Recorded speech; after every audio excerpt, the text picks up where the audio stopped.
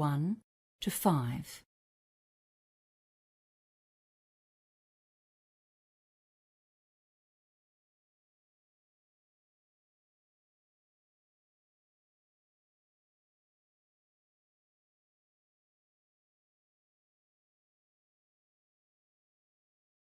Now we shall begin. You should answer the questions as you listen, because you will not hear the recording a second time. Listen carefully and answer questions 1 to 5. Hello, welcome to Harry's Hire Company. How can I help you? Oh, hi, yes. I've come in to find out about renting stuff for a 21st birthday party.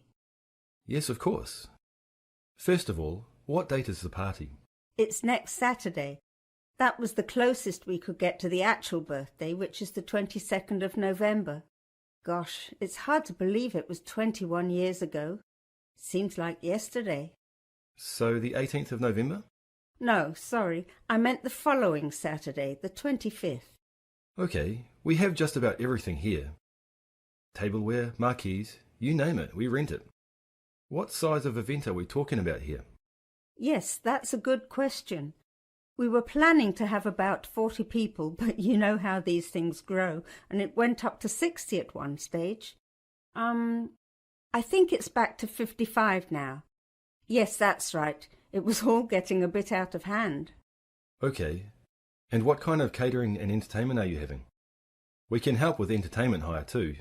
You know, if you need microphones or a sound system. Oh, that's good. We've booked a catering company and they're providing a meal. It's nothing elaborate, just finger food snacks and then a simple buffet meal. So we'll need all the usual dinner plates and bowls. I suppose 5 dozen of everything. Oh, and knives and forks too, 5 dozen sets. We won't need any cooking equipment because the caterers will do that. And they're providing tea and coffee as well. I see. And do you need any tables or chairs? Well, not tables, because we wouldn't have room for them. But I suppose some extra chairs might come in handy. What type do you have? Come over here and I'll show you. We have a couple of different kinds. We do have the folding wooden ones, like these. But the most popular ones are just those stackable plastic garden chairs. We rent a lot of those.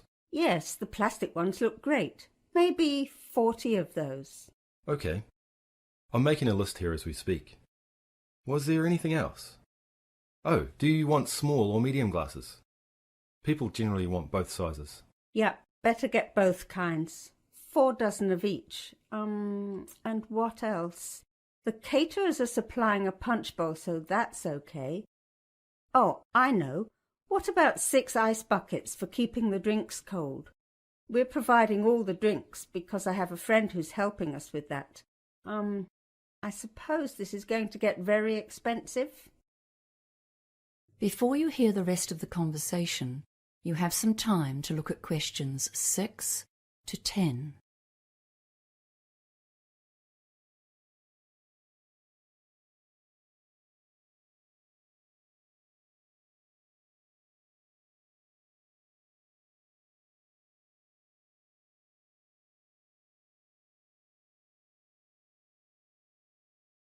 Now listen and answer questions 6 to 10. Well, let's talk about our packages and rental deals.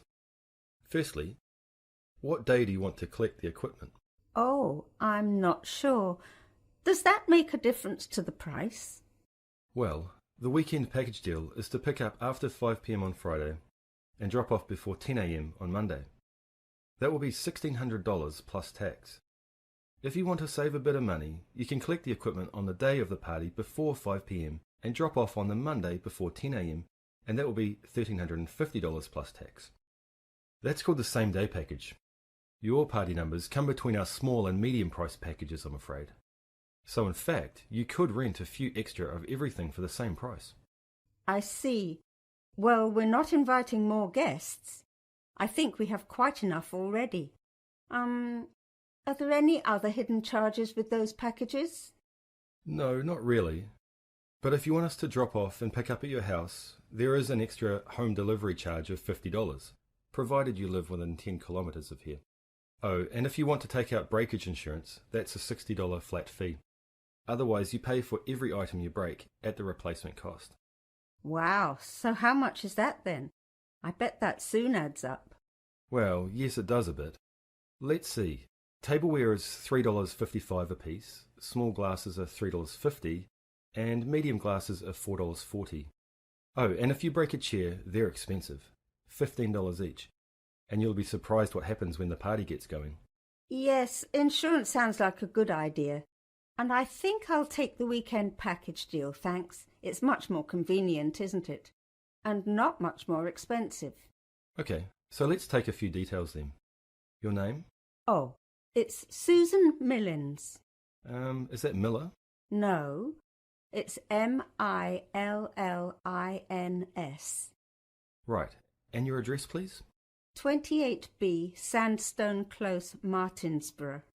And just to confirm the order, the medium-sized party weekend package with breakage insurance. And did you want to collect this yourself? Yes, thank you. I do live within 10 k's, but I don't want to pay any extra charges. I'll get my son to help me. Okay, we'll need an emergency contact number, just in case anything goes wrong. Oh, and credit card details, of course. Oh, yes, of course. The phone number is 084-398-7695. Okay, thank you. And now the credit card. That is the end of part 1. You now have half a minute to check your answers.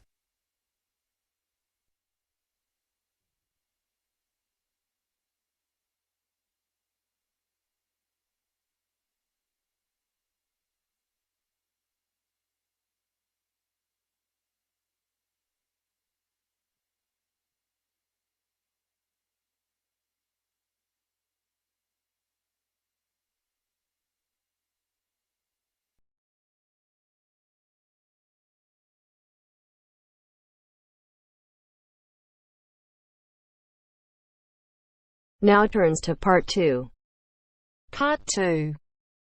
You will hear an employee of the Sports Supercentre giving a guided tour of the facilities in the centre. First, you have some time to look at questions 11 to 17.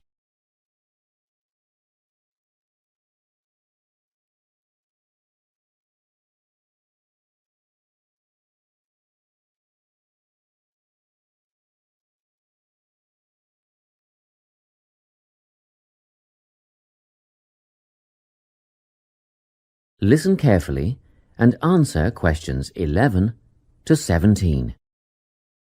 It's so nice to see so many people here on our open day. I hope you'll be impressed by what you see and that you'll all decide to join up. We have tried to cover all aspects of sport and fitness here at the centre. Well, let's start, shall we? As we're standing here at reception looking down the long corridor, you'll notice the car park on your left, where most of you have parked, asks you to reverse into the parking spaces for safety reasons. Also, this morning, a couple of keen potential members rode their bikes right in through the door instead of leaving their bikes outside there on your right, where the secure bike stands are. You may be wondering why there are so many mothers arriving with little children. As we proceed, you'll see that this first room on your right is a creche, where you can leave your little ones for up to 2 hours and they'll be expertly supervised while you work out. After the creche, on the same side of the corridor, is the male locker room with showers, spa and sauna. Opposite that, on your left, there's a staircase leading to the mezzanine floor. You'll not only get a great view out over the playing fields, but you'll also find a coffee shop and snack bar selling a range of wholesome food and drinks, protein shakes, fruit smoothies, that kind of thing. We won't go up the stairs at this point. I'll give you some time later when you can explore at your leisure. Most of you in the group are women, so next let me point out the women's locker room, which has the same facilities as the men's, things like showers, spa and sauna. It's separated from the men's locker room by an office which the staff mainly use for administrative purposes. As we move on the same side of the corridor as the stairs, you'll see the entrance to the main hall, where they hold yoga classes, aerobics and so on. On the wall here, there is a timetable of all group classes, and it is updated regularly. Now, opposite the hall is the gymnasium itself. Go ahead, have a look. Impressive, isn't it? Very spacious, light and airy, with all the most modern equipment. As we continue down the corridor past the main hall, on the same side there is a conference room. This is mainly used when the centre is hosting a big sports event of some kind. It gives the officials a quiet place to gather and have meetings and so on. You'll have seen the 400-metre athletics track on your way in beside the car park. We have some pretty big athletics conventions here. Well, after a strenuous workout, I bet there's nothing you'd like more than a swim in the aquatic complex.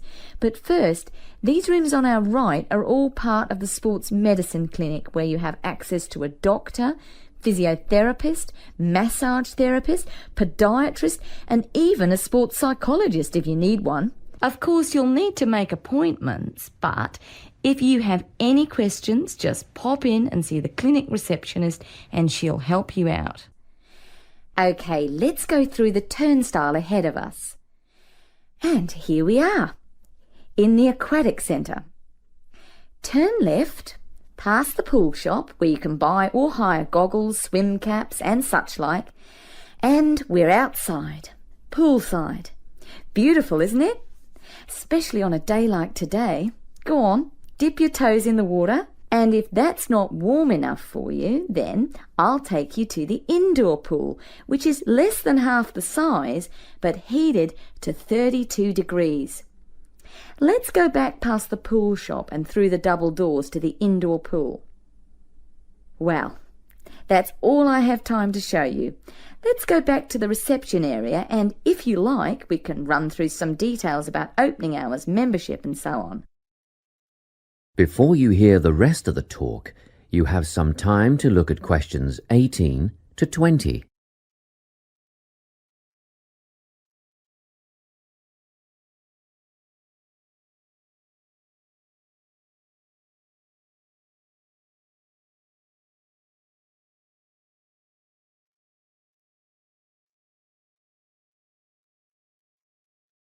Now listen and answer questions 18 to 20.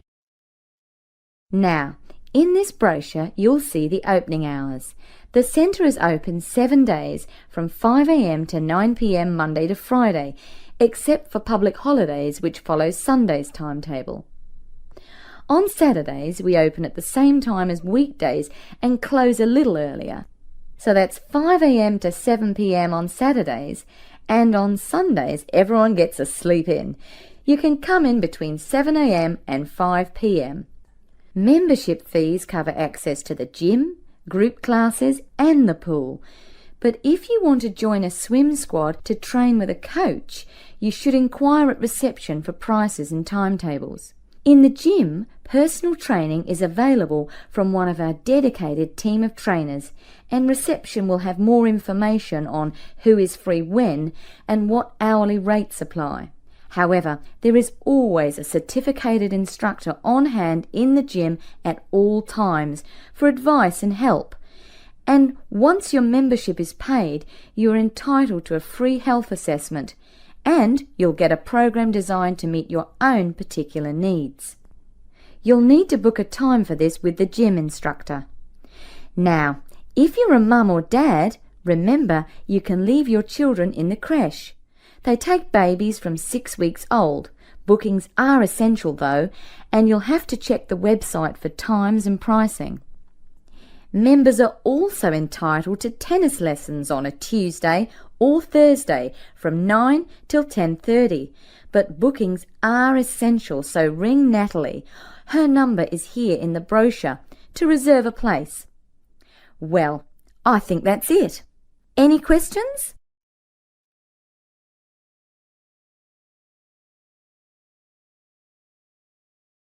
That is the end of part 2. You now have half a minute to check your answers.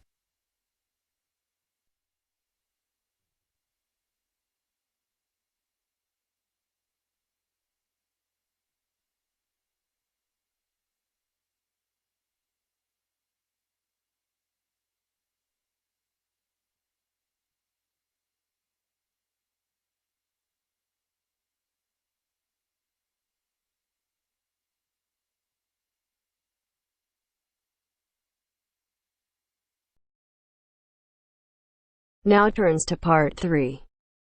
Part 3. You will hear a conversation between a student called Mark and his teacher, Professor Jones. First, you have some time to look at questions 21 to 25.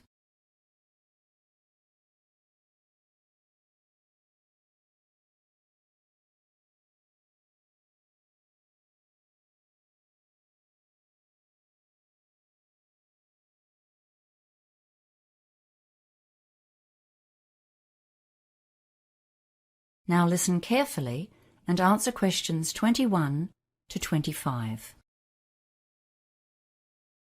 Hello, Mark. What can I do for you? Oh, hi, Professor Jones. I've come to ask you a big favor. Let me guess, Mark. You want more time for your essay assignment. You're the third student I've seen today, all with the same request. It beats me why a few people leave their planning to the last minute and then think that they can come at a day's notice and get a reprieve. It's really not fair to all the students who are well-planned and organized, is it? Yes, you're right, and I'm really sorry I need to ask. I've never asked for an extension before. So, Mark, why should I grant you an extension when I said no to everyone else today? Well, Professor Jones, I really do have a valid reason. It's not just the usual, like I have a cold, and I have a certificate from my doctor, or my computer crashed and I lost all my data. I wouldn't bother you with those old excuses. You see, my twin brother was planning to get married next weekend, but last week his girlfriend told him the wedding was off, and he landed on my doorstep. He was really upset. I couldn't just tell him to go away because I was busy, and of course I would have had 3 assignments due this week, and all my study plans just went out the window. I see. So why didn't you come to see me a week ago when your brother first turned up? Because I was hoping I would still be able to get it done, but I just can't manage it. Well, actually, I have written the required number of words, more or less, but frankly, I feel it's terrible. I don't want to let myself down by handing it in as it is at the moment, and I really don't want to drop my grade point average by getting a low mark on this assignment. Well, the course handbook states very clearly that at least 5 days' notice is required for any extension, except in emergencies. Those rules were designed to make it fair for everyone, you see. You're supposed to submit a request on the proper form, and you can send it by email. And you also need to make an appointment and discuss your request in person, as you have done now. Your problem does come very squarely under the family issues category, so you probably would have got some extra time if you'd done that. I'm not really inclined to grant this request now, you know. Yes, I know I've really messed up. I suppose I'll just have to hand it in as it is and take a lower grade. Before you hear the rest of the conversation, you have some time to look at questions 26 to 30.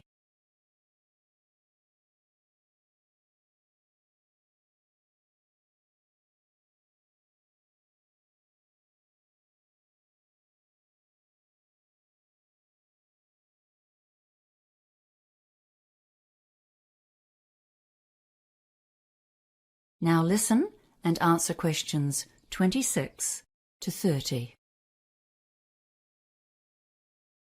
Well, at least you've made a start, which is more than can be said for your other colleagues today. Have you got what you've done so far?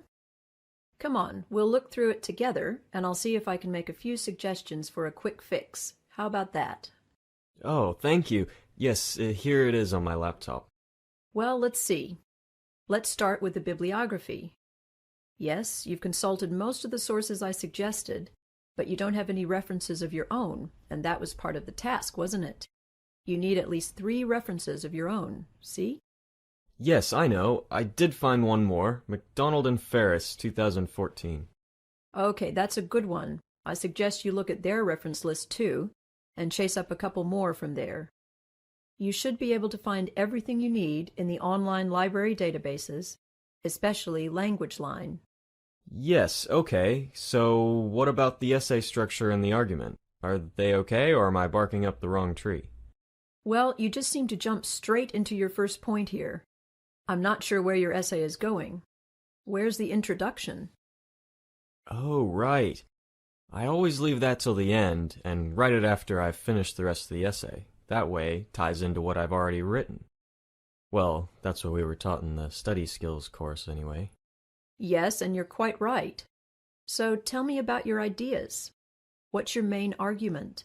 Well, I'm not really sure. I think I understand the three opposing theories okay, but I don't really have a strong opinion about which one is correct. I was more thinking of explaining them all as clearly as I can, and then giving the evidence for each one. I don't think there's a clear-cut right or wrong. Well, that's my opinion anyway. Do we need to say that one is better than the other two?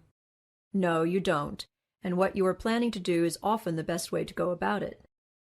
Well, I've been skimming through what you've written while we've been talking, and one thing you definitely must do before you submit this assignment is to edit it for grammar and spelling mistakes.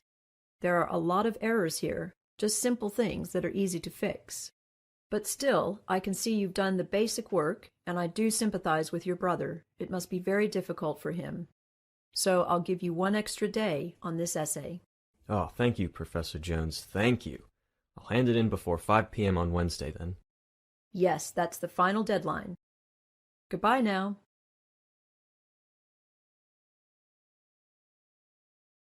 That is the end of part 3. You now have half a minute to check your answers.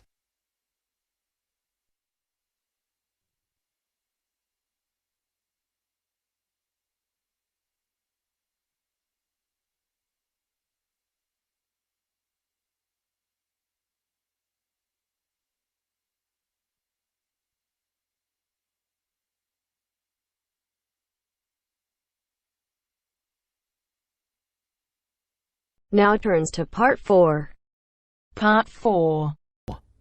You will hear a talk on the topic of time perspectives. First, you have some time to look at questions 31 to 40.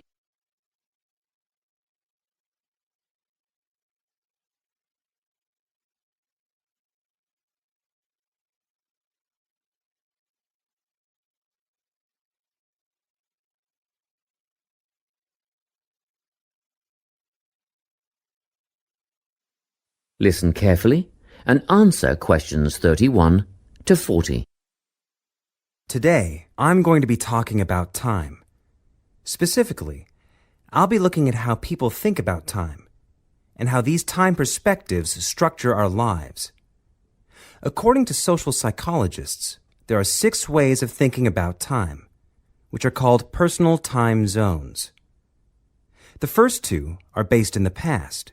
Past positive thinkers spend most of their time in a state of nostalgia, fondly remembering moments such as birthdays, marriages, and important achievements in their life. These are the kinds of people who keep family records, books, and photo albums. People living in the past negative time zone are also absorbed by earlier times, but they focus on all the bad things, regrets, failures, poor decisions. They spend a lot of time thinking about how life could have been. Then, we have people who live in the present. Present hedonists are driven by pleasure and immediate sensation. Their life motto is to have a good time and avoid pain. Present fatalists live in the moment too, but they believe this moment is the product of circumstances entirely beyond their control. It's their fate, whether it's poverty, religion, or society itself. Something stops these people from believing they can play a role in changing their outcomes in life. Life simply is, and that's that.